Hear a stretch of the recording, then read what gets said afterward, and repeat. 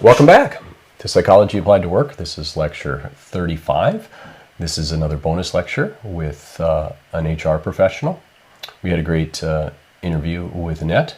We learned about what the HR interactions are with an employee. We're going to dive deeper into that, but we're also going to dive into some of the other roles in large corporations that HR does. I will let my guest introduce herself. Welcome. Hey, Todd.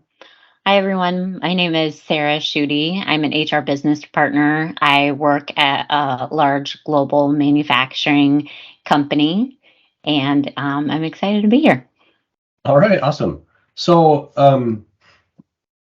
before we get into some of the nuts and bolts, I'm just curious, how did you find yourself in human resources?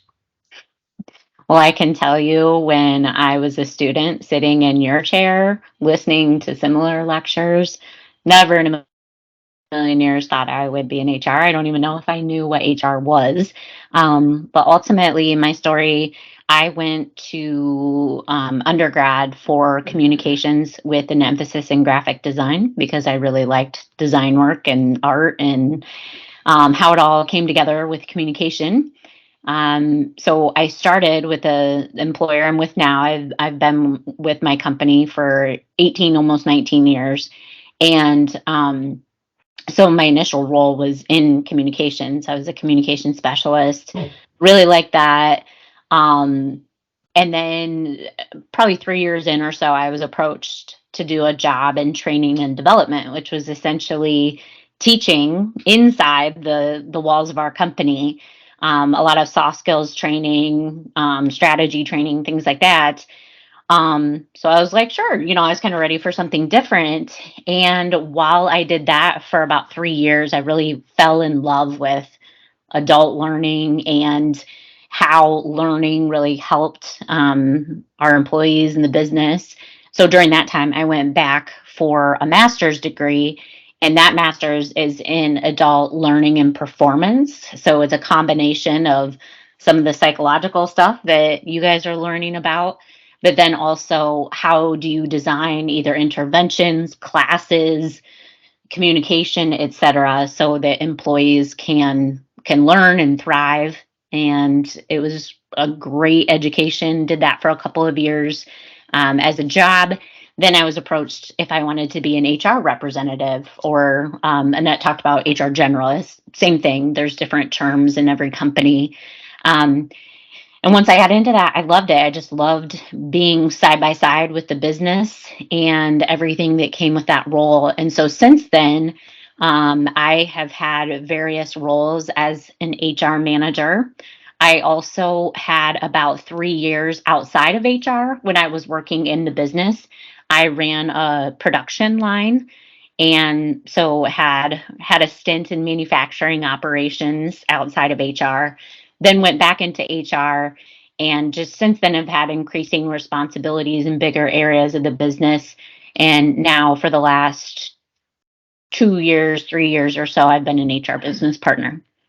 And I can talk a little bit more about what that even means. So I do want to explore, what's an HR manager, what's an HR business partner. We absolutely want to explore that sort of strategic lane. But I'd like to chase a squirrel here, based upon what you said, which is you spend a little bit of time working in manufacturing, working in a sort of an close to the line leadership or supervision role of a production group. Is that Yep. so? How has that experience changed, how you see your job in HR?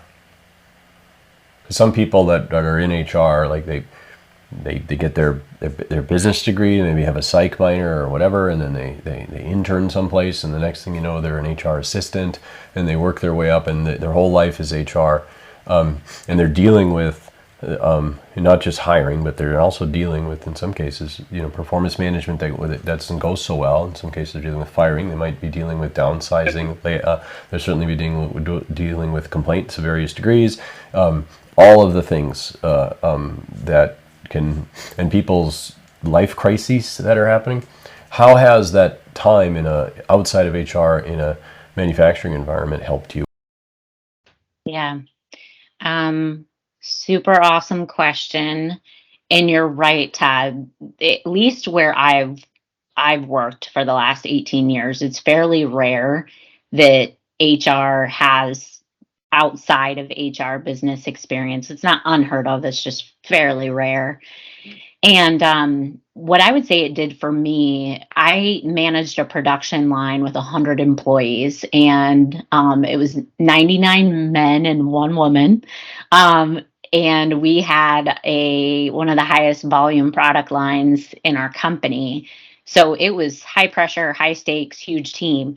At that point, I had never managed people before. So Wow. not only was I getting outside of HR and going Yeah. into like, an area I had somewhat no idea about. It was also my first opportunity as a people leader. And since then, I've always had direct reports after that.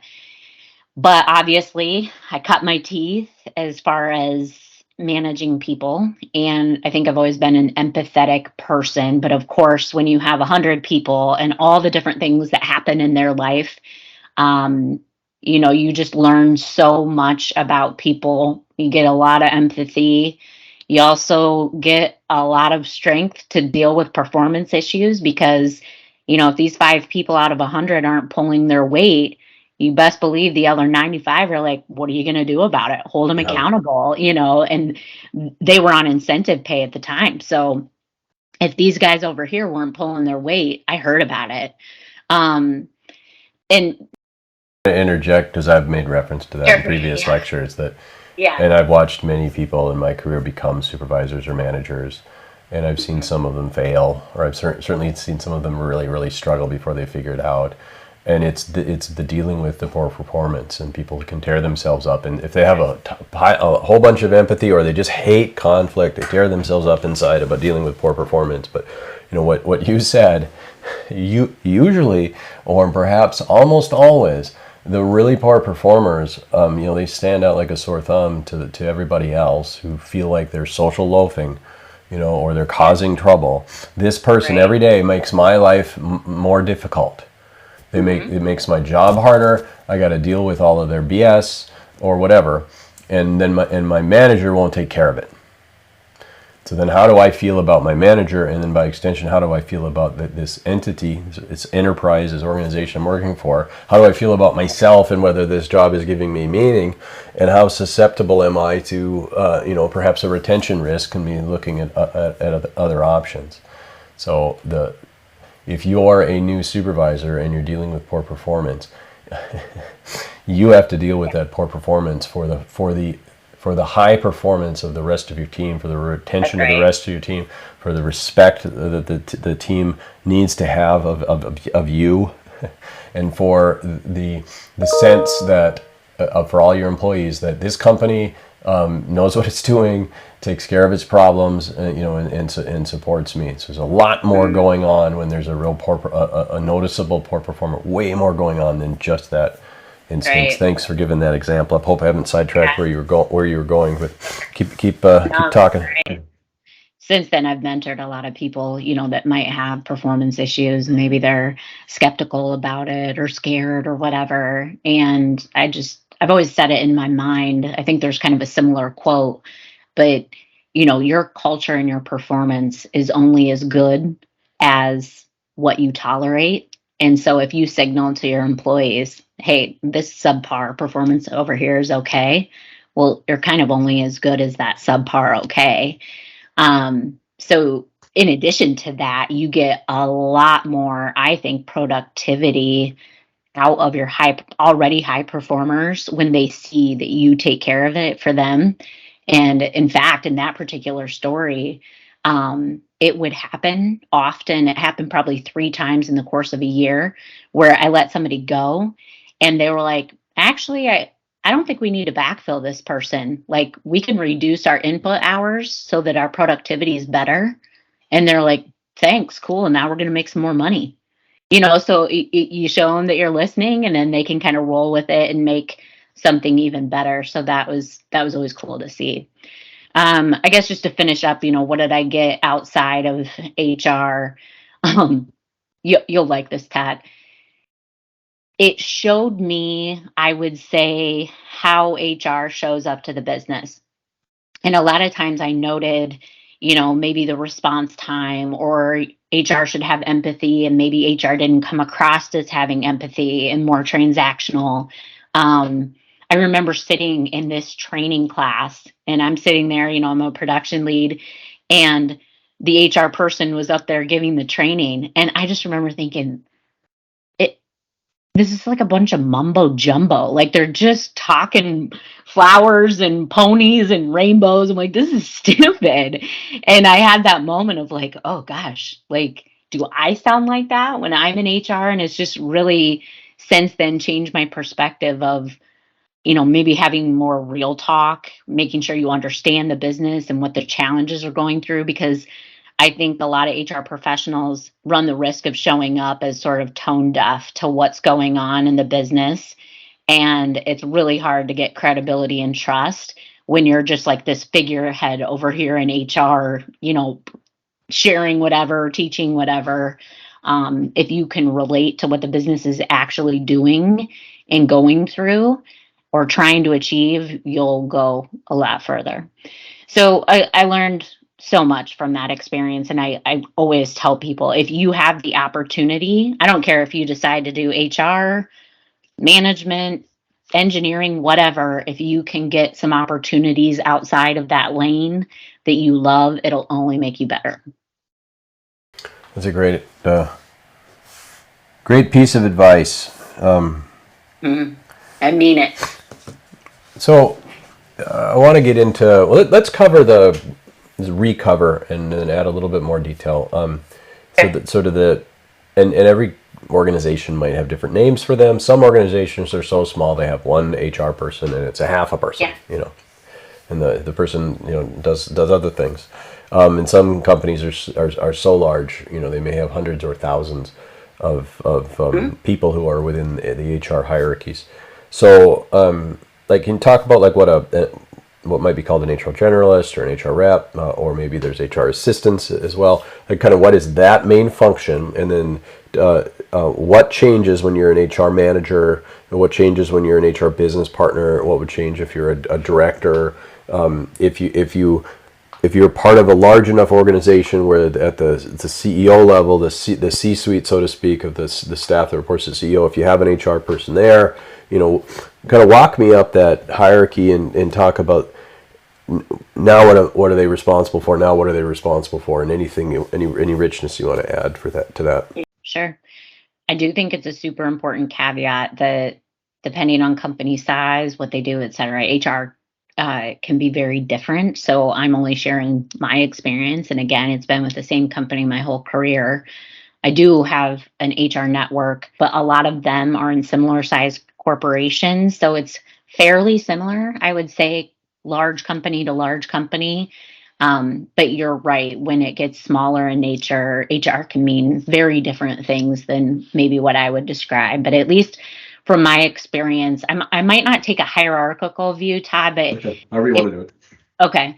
If you think about HR as like a full circle operating model, where I work, there's kind of three segments of our operating model. So there's the strategic arm, or call it strategic advisors. So in that strategic 1/3 of the pie, if you will, that's where you can think about HR business partners, chief people officers, directors, some of those higher level titles, if you will, that you hear either from me or other companies. Another 1/3 of the operating model for our company would be call it service delivery or operations. And so we have frontline HR representatives or generalists that do a lot of the things that Annette described. And then our company also has an operations center, which is sort of similar to a call center with ticketing systems. And I can tell you more about that later. But you can think of that as like the true execution arm serving the business at the front lines. Then I would say the last third of our operating model would be our centers of excellence or centers of expertise. You guys have probably used the term COE before. A lot of companies do. And at our company, we have a few different centers of excellence or centers of expertise. So we have our talent supply or talent acquisition, aka recruiting of people. We have a area that is focused on diversity, equity, and inclusion in our company. We have our compensation and benefits groups. So I would say they're behind the curtain, behind the scenes. You could almost call them, process teams. So a lot of times they're either developing policies, developing content, in some of those centers of expertise, like leadership development. Many of them are doctorates in a similar degree to what I described earlier, that deeply research, say, emerging issues, leadership topics, things like that. So, again, if you think about that full circle, you've got the strategist, if you will, working with the business in more of the long view or working on complex issues. You have that service or execution arm, that their day-to-day front lines, tactical, and then again that center of expertise, which is kind of the deep knowledge of some of those key components of an employee experience. And they're behind the scenes, not interacting with the business, but they're pumping that information out to HR to be able to deliver it to the business. So that's like high level, and I can get a little deeper into a couple of those roles, but I'll maybe pause there, Todd. Hopefully that operating model helps kind of segment a little bit where some of these roles reside. Yeah. So if I'm an employee, most of my experience with HR, at least within an organization similar to yours, is going to be on that operating model side. Yep. But let's say it's now coming around that annual performance management, performance appraisal time. I'm going to be using some kind of system. Typically, I mean, I'm old enough that there wasn't a system. Somebody wrote something up and maybe printed it and handed it to you. And it was some sort of text-based, non-format type thing. And I've watched structure be built up. And now it would be shocking to me to find any mature organization that that doesn't have a mature and probably an online sort of performance management system, using just that example. So if I'm an employee of a big organization and maybe I'm doing the kind of performance appraisal that I've described as fairly common, where I talk about what I did this year and why I did awesome or not or whatever. And then my supervisor is going to come in and say, well, yeah, kind of here was okay. And yeah, I agree with you here, but this could have been a little bit better. And life would be grander for you if you would focus on these other areas. I'm going to be typically doing like filling out forms of some online tool, and the operation side of it, the employee facing part of HR, is going to be sort of stewarding that. But is the center of excellence, would that typically include like people that are creating that system?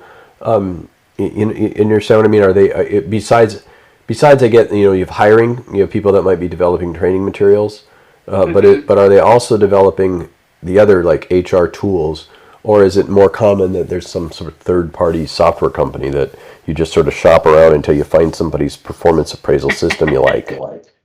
Right. No, that's a really good question. So in that center of expertise, yes, we do have product owners, product managers that work hand in hand with IT, and they work in an agile format.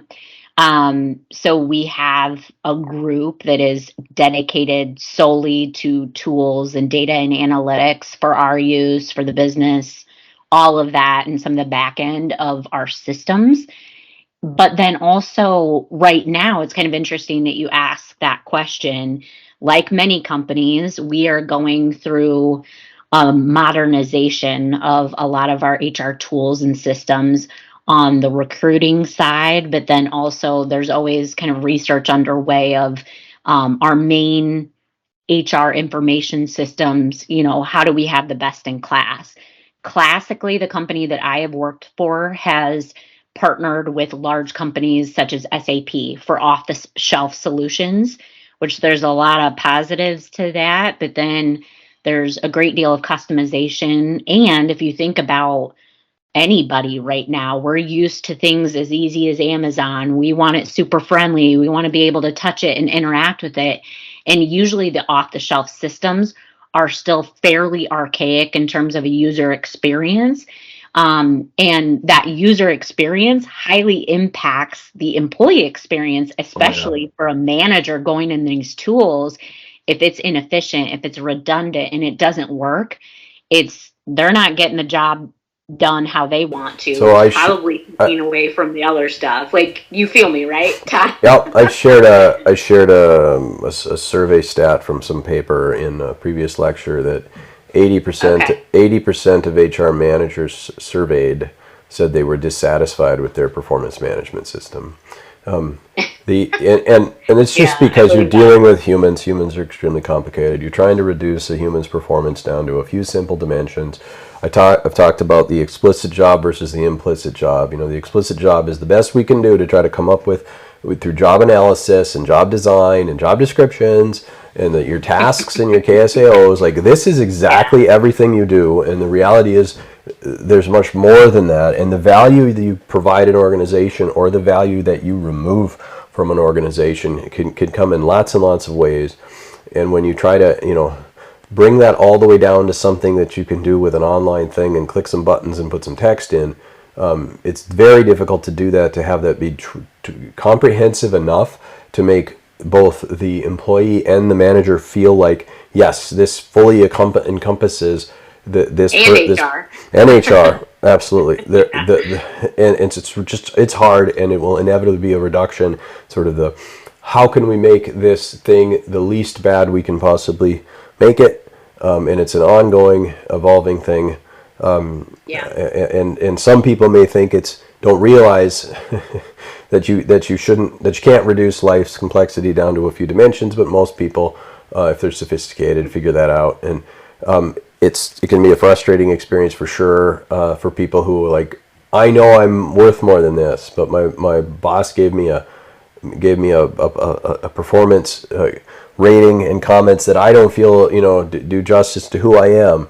Well, in some cases, you've got a manager there who's trying to do some kind of intervention that, hey, your performance could be better, in these areas. And they're hoping that you read that and go, oh, okay, I didn't know. I thought I was doing good. And now that you say that I'm going to focus over there and I'm going to put all my energy into there. And this was a wonderful experience. Thank you. Thank you, boss, for telling me what I'm doing wrong. And now that I know, I'm just so much happier. And this just seldom unfolds that way. It's kind of like, what the hell, I worked really hard this year and I did this or that, and then you have this disconnect, and the performance management system tries to create a vehicle, tries to have this objective thing that you follow to try to get people to where they can at least understand, but it's super hard and it's never fully accurate.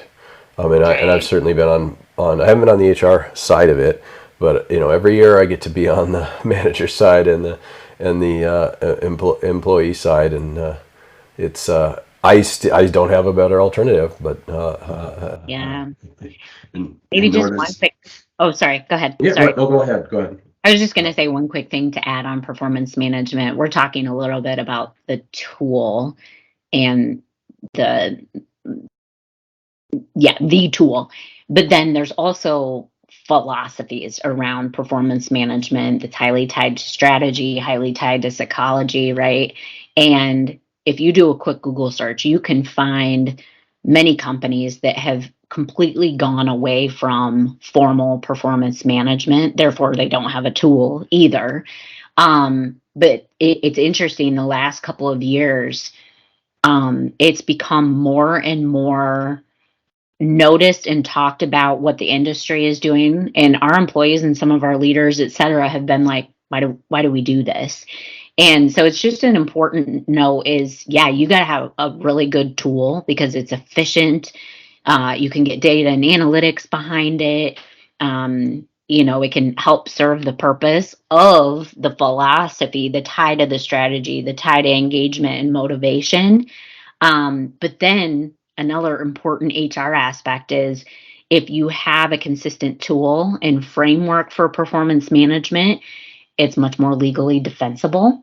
Yeah. So that's another thing. It sounds so simple, but when you're looking at a tool, not only is it the user experience and the data and analytics and HR aspects of it, um, it's also how reliable and consistent is it as a tool with the partnering framework so that it's defensible in situations where an employee is let go or disciplined. So anyway, I just wanted to add that part about performance management too. And based upon some of the feedback I get from students, I mean, a number of them are employed or have been employed multiple times, and even if it's part time, you'll often have something akin to a performance manager. And normally, you'll training programs and that sort of thing. But for maybe some students that don't have a lot of work experience, or where they worked is really and didn't have all this structure. You can maybe make an analogy here to like grades. Yes, yes. And do grades really encompass whether or not you learned the material or not, or do they test like you can regurgitate certain memorized things? And there are some colleges, and there's certainly some high school programs that over the years, and there's some doing it now, just do away with grades.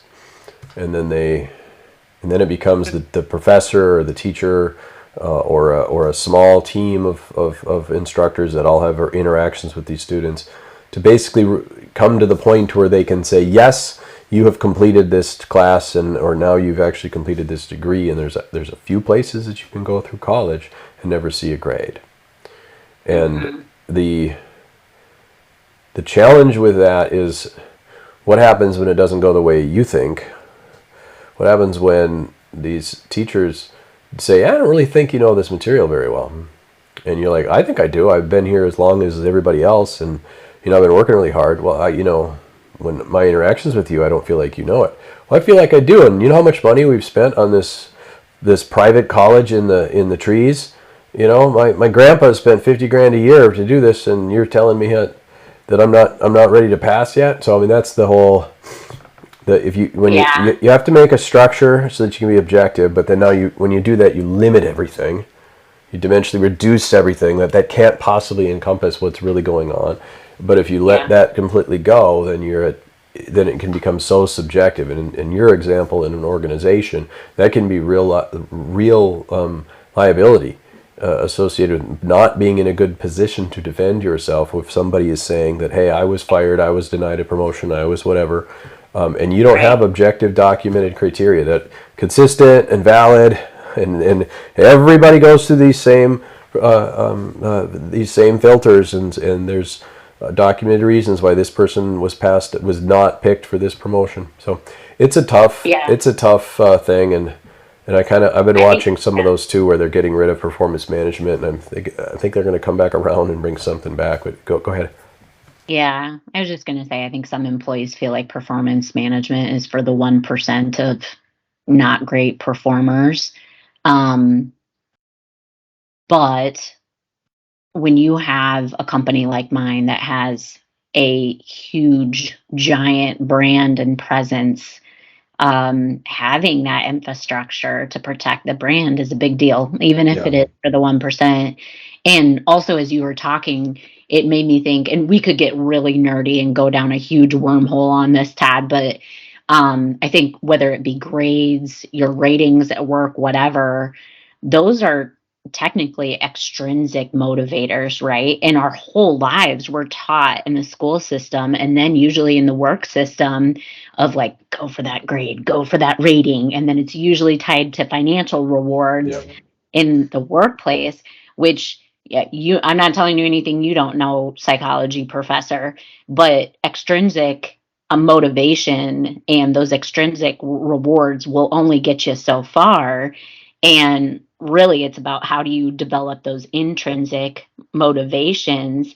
And so it's like this mismatch of like what we know better in terms of psychology, but when you have a big, huge, giant company and a complex organization, you can't rely on every single leader, every single HR person to be extremely skilled at getting that intrinsic motivation for great performance. It's easier to lean on a grading system, if you will, so that um, it those that are intrinsically motivated, they'll take care of themselves already, and then that grade or that rating or whatever will pull up the rest that are motivated by that. So it's again, it's a lot of like philosophy on how do you motivate employees and how that performance management is tied to that. But again, we could go really deep on that topic. I think that we won't go too deep, but I think the overall point is, a rating, a grade, even for that matter, like an incentive. That's it's sort of a transactional thing. It's an extrinsically motivating thing if you buy into it, in the sense that, okay, I want to be able to pay my bills. I don't want to be in a negative situation in the future, or I want to be able to get myself into a better position in my life. So I am now going to do this, even though I don't want to, because I'm not intrinsically motivated to do it. The act itself doesn't give me joy or meaning or purpose, but I don't want to get a bad rating. I don't want to get a bad grade, or I do want to get this incentive comp, this bonus pay or whatever I'm going to get. But yeah, as a like the way to get the maximum engagement out of a human being, it's not effective at doing that. And if you can get lucky and find yourself with just a team of people that love to do what they're doing and just have fire in their belly. And we talked about conscientiousness, and we talked about approach avoidance motivation, and people that are like super approach motivated and avoidance motivated, and when their conscientiousness in that I really, really, really need to constantly be performing and working, and I'm really, really afraid of failing in any way, so I just work all the time. If you can get that energy tied with this thing gives me joy, purpose, and meaning, I mean, just stay out of those people's way. Feed them what they need. But the reality is, the world needs all sorts of things done, and many of those things are not fun. And some people don't have the competence, experience, or abilities, to do certain jobs. And so that's why I've talked in previous lectures about how if you really want to get into definitions, do people really have careers a lot, or do people typically have jobs? And okay, you won the lottery. Are you still going to work? And so what do we mean by career? And I think most people, when they use the term career, what they're talking about is a job. But it might be a good path, a good job that's going to lead to good outcomes and all that. But would you do it? Is it so intrinsically motivated that nobody could stop you from doing it? Or is it really, at the end of the day, an extrinsically motivating thing, for the most part? But what are those elements of that job that you do find intrinsically motivating? And how can how can a manager look at fit of an individual to a particular job? How can they look at job redesign as a person discovers, where their affinities and their abilities overlap nicely? And can you find those niches? I talked about niche finding, and the ecosystem is the workplace, and the evolutionary adaptation is niche finding. Trying to find your job, but trying to get that maximum intrinsic motivation, and then in light, when you can't get that, how would you set up your extrinsic motivated system, your performance management system, your incentive comp system, those sorts of things. Interesting, very, very interesting. Okay, we both kind of went down an interesting rabbit hole. Hopefully, we took enough students along with us who found it interesting. But hey, these are extra credit, so they know they sometimes get stuff they find fascinating. Sometimes they get stuff that's like I don't know what he's talking about, and that's okay. I think I was just looking at some of the questions that we talked to Annette about, seeing if there's any one of them that we want to revisit. I think we've got what's the purpose of HR. We certainly, I feel, at least right now, the different roles in HR. I might want to get into a little bit on the strategic side. Sure. And then yeah, why don't we do that in the Okay. for the remaining time? If you could talk about the because we really could get into the weeds a lot on the center of excellence stuff, because hopefully what the class is picking up on, at least in large organizations, there's a lot of complexity to HR just because the organization is really complex, and you want training tools. Well, how do you implement that training? And it just doesn't happen on its own. You have to first create the training, and before you create the training, it's what are you actually need to have trained? How do you know where the training needs to be? Some of it is done because you want to document that people have trained something in the event of a lawsuit or a government investigation. But a lot of it is, hey, we want our people to know this information. So you got to figure that out. Then you got to build the training. Then how do you get the training out there? And if it's online, well, they'll think that code doesn't write itself. And so No. on that back end side of things, there can be a flurry of activity of different types of expertise on Yep. that center of excellence side. And I think people get a good picture of the operations side. So for the remainder of the lecture, if we could talk for a few minutes about the strategic side, and then it'd be interesting to just talk for a moment about how do you see HR's changed and is changing, like what do you see this as an evolving, if at all? I mean, what do you see as certainly my lifetime HR has changed a lot because of tech has caused Yep. everything Yep. to change. And then we can end the conversation with any advice you'd want to give to people who are considering careers in HR. But let's start with talk a little bit about that strategic third for Yeah. HR. Yeah. So that strategic third, again, in my company, it's our HR business partners, directors, and then we have a senior chief people officer that reports to our CEO. And in that one third, I'm sure you guys have talked about, job competencies. I think it would be important to note some of the competencies that we look for in our strategic grouping of HR. So first and foremost, if you're in one of those strategic roles, your job is global. So for instance, the division that I lead has about 3,500 employees globally. They sit in 52 different locations, multitude of countries, customer segments, all of that. So I think a huge priority competency is having global acumen and being able to anticipate trends and really understand, at least at a high level, what's going on from a product and customer standpoint, because it will ultimately trickle back and have some sort of impact on decisions you're making with the people that work in that region or that country. But then also geopolitical trends. You have to be inclusive in terms of understanding when certain major holidays fall, so that as you're making plans, you're setting meetings, whatever, that you're not coming across as tone deaf to what's a big deal in a different country. We're a U.S. based company, so really expanding your mind on what's going outside of the United States. Also being able to set a strategic direction, and of course you got to establish the strategy, but then how do you lead people down that path of a strategy, for, I'll say, the people and culture aspect of the business you're in.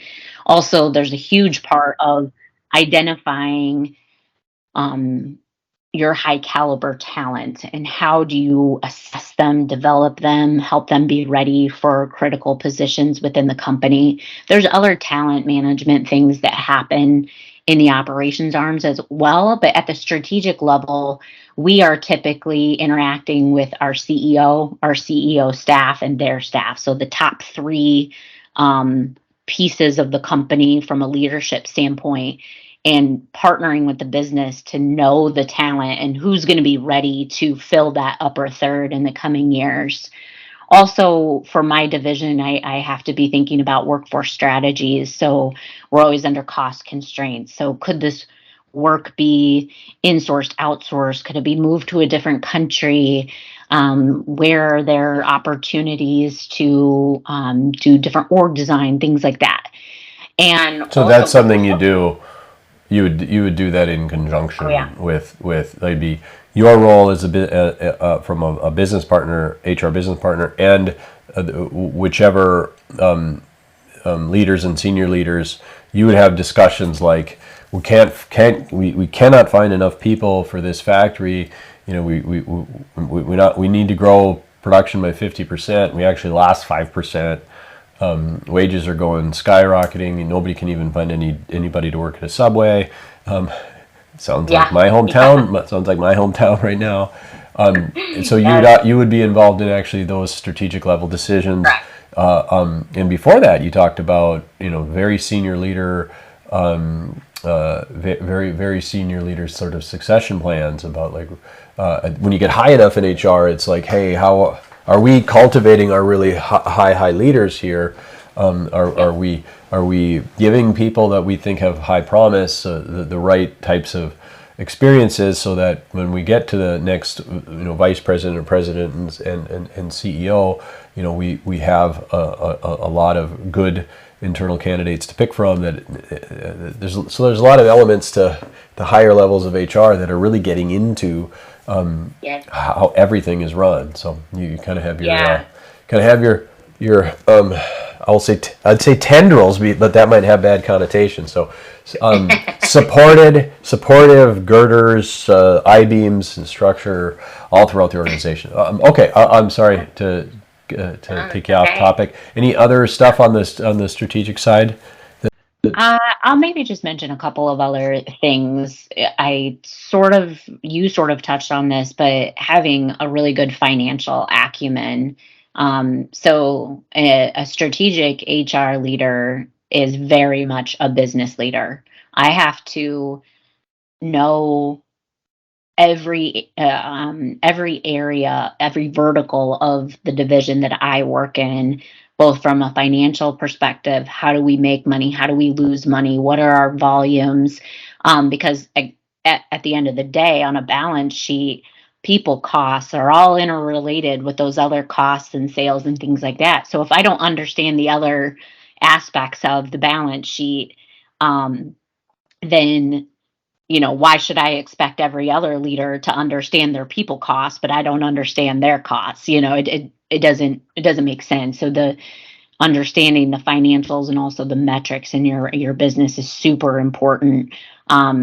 So if you're sitting listening to this and you're going for a management degree, there you have to understand the business to be a strategic HR professional. And then lastly, a lot of culture change. So if we talk about those tentacles, really, I see my role and our HR directors that partner with our senior leaders. We're helping to shape and protect the future of the company. And there's a lot of responsibility that comes with that, but it's also super cool because you're part of shaping the future.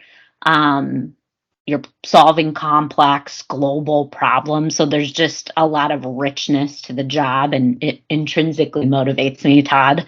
But maybe lastly, if I just like recap some of like day to day my kind of primary job responsibilities, I would say I'm a strategic advisor to our business directors. I probably talk to all seven of them every single day or multiple times a week, where they're calling me on many of those things I talked about.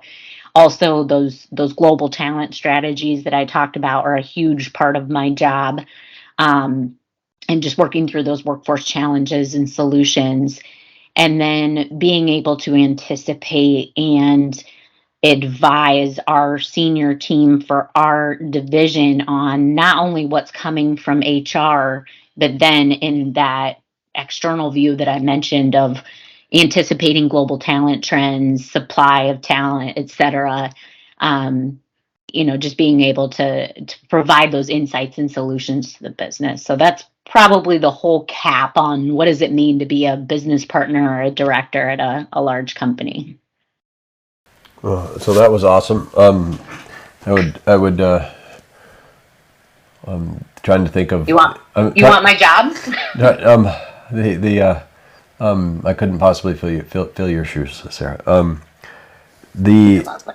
the the students that might be listening that were thinking about HR, if they were predisposed to think that way, I think half of them went, oh wow, it's really sophisticated. I could go a lot of places and move up and all that sort of stuff, and maybe motivated. And some of them maybe heard all that and said, whoa, HR is that's too much education. That's too much stuff. I don't. It's already I've got a lot going on in life. I'm struggling through school as it is. For those people, I would encourage you to recognize that a lifetime is a long time, and a lifetime learning. You would be amazed at the amount of wisdom and knowledge you can accumulate in your lifetime with merely the growth mindset versus a fixed mindset. And coming in as an HR assistant, you won't have to have sophisticated financial acumen. You won't have to have a superb interpersonal skills and a great deal of wisdom and that sort of thing. And you will have a runway by which you can gain that experience. You can seek outside education should you want to avail yourself of the opportunities for advancement within an HR field, either in your org or by moving to other orgs if the organization that you start in is too small to have those kinds of opportunities. But don't be intimidated by the level of sophistication within it, because you are capable of developing it given enough time. But if in the end you're what's intrinsically versus extrinsically motivating to you is such that you don't want to go and get a master's degree and always be learning, that's fine too. There's still good careers in HR. On the operational side, and certainly even on the center of excellence side. I mean, there's people that are. I don't know if you guys have people that are actually writing code that actually technically are in the HR department, or if you farm out to developers within IT. You don't have to answer that, but there's all sorts of interesting things. And then those of you who are listening to this that were like, I don't want to work in HR, but they're like, but I want to be a manager. I want to be in charge, kind of thing. Kind of being joking, because don't discount the impact that HR has in an organization and how critical it is. Don't view it as just gatekeepers or the police that make sure that the rules are followed so the company doesn't get in trouble by your mistakes. So there's an element of that, but that's not by any means all of it. But if you're thinking I want to be a manager someday, a thorough knowledge of what HR does will make you a far more effective manager, because a lot of your issues, a lot of your hardest issues you're going to be going down that path with HR. We don't have enough money to pay everybody. Or we've got we've got people that aren't performing. We've got to actually pivot and teach our people to do something that they don't want to do or didn't know how to do. I mean, your hard stuff's going to have HR along, and if you understand their job, you're going to be able to talk to them. You're going to be able to come to an agreement, a trust, and an understanding. And then if you've got stuff you're trying to get approved, and HR is like, I don't, I'm trying to protect the business here. I'm not, no, I'm not agreeing to that. But if you actually understand what they do, and you can describe it in a way, and they understand that you are managing risks and other things, they can be flexible, within reason. And so I just encourage you either way. When you go into HR, go into management. HR general understanding of what HR does is a very valuable skill. So maybe for a minute, if it's even if any talking points come to you about how has HR changed or is changing, but be brief so we can use the next 5 minutes or so, or actually about 3 minutes to talk about any advice you'd give to people who might be considering a career. Yeah. So what's changing in HR? Obviously, the last couple of years with the pandemic changed, I think, every job, every sector, every company. But it's real that one of the biggest evolving things is remote and hybrid work, and how that ties to your talent supply, being able to attract workforce. It's still such a dynamic thing. And then there's this crystal ball out there where some say, oh, we'll never go back to truly all in office sitting in cubicles, whereas some say, oh, it's going to swing back and we'll all be back in offices together. So there's all this research and schools of thought, but it's still definitely emerging and evolving. So that comes to mind right away, is just how we work, whether it be physically or electronically, et cetera, continues to evolve for sure. Also, just the talent supply, again, I think we're going to have that as an ongoing issue. So that's not necessarily a change in HR, that's fairly cyclical, but it's real for a couple of years as far as number of jobs versus people that are willing to come to your company and For are sure. I think qualified. that the workforce, the crunch we're in right now of trying to find available labor is going to be trends. If it doesn't right itself, and there's some fundamental reasons why it might not, but I mean, no one's ever good at Yeah, predicting the future, I but mean, it's going to change a lot even of if you stuff if look it at doesn't go around, turn around. right. And there's even research, I won't go too far into this, of just the aging workforce and then the trajectory of birth rates and Yeah. then the growth of companies and jobs. And it's just a The total the mass. demographics are pretty compelling. Right. That Oh, yeah. the power will be on the side of the employee, or more anyway than Yeah. historically. The optionality will be on the, and so part of an organization might be how well can it cheerlead and recruit, keep happy, keep engaged, and Yeah. that's more And of that, a positive. How do we make come over here? We're intrinsically motivating. I mean yeah. that's sort of the So, Tesla model to come work for yeah. them. Okay, we're going to be out of Yeah. time if we don't change gears to the last thing here. Just really quickly, a minute or so. Like any advice you'd give to that we haven't already mentioned to Sure. anyone considering a career in HR? Sure. So the third piece I was going to say is what's changing also leads into answering this question, technology. So if we're going to have that mismatch of number of available people, some of it is how do you automate and get more efficient with technology or AI or data and analytics. So first thing I would say, if you're considering a career in HR, stay on the uptrends of what's happening with the talent market. I would also say continue to network with HR professionals in a multitude of different sectors. You've heard from me, but you might get some other interesting aspects. So keep network, keep researching the field. But lastly, anything you can do to really sharpen and stay on trend with just in general what's happening with business, but then what's also happening with the talent supply, and then how technology, whether it's the tools, whether it's automating jobs, how that continues to evolve, because I really believe that will be our future of like, how do we have this happy balance of employees that are working for us, but then we automate, we use data, we use all these other things to kind of round out the circle. So I'll stop there. Stay up on that stuff. That's good. That's good. What I hear is the industry and the tech are changing. You want to Oh you yeah. want to get in the front of that and keep up with that. And that actually is really good advice, and it's advice applies to a lot of other domains too. Well, this has been absolutely fantastic. On behalf of the class, thank you so much for giving of your time and giving us some of your wisdom. I look forward to hearing from comments from the students of what they thought was insightful for them, and really appreciate it. And thank you very much. Yeah, my pleasure. And you can find me on LinkedIn if you have questions. I'm happy to answer. Awesome. Okay. Thanks, Sarah. Have a good day. You too.